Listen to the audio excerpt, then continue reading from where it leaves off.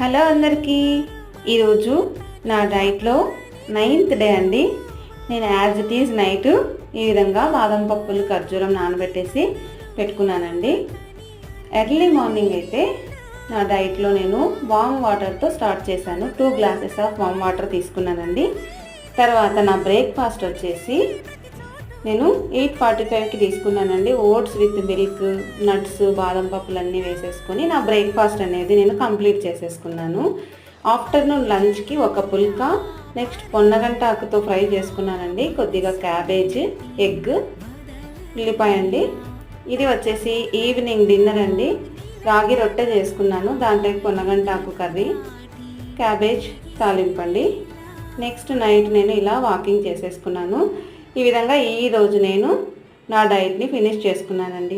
మీరు కూడా డైట్ చేస్తున్నారా? అయితే కామెంట్ చేయండి.